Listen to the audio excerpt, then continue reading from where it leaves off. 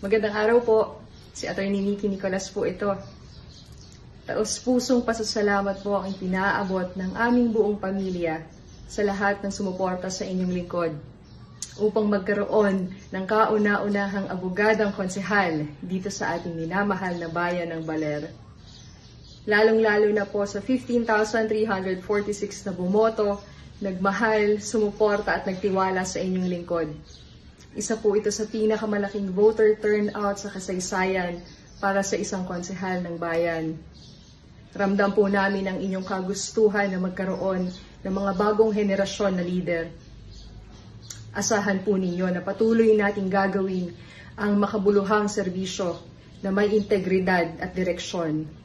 Muli po maraming salamat po. Mabuhay po ang mga Balereño. Ang ating konsehala ay ating abogada, Nicky Nicolas.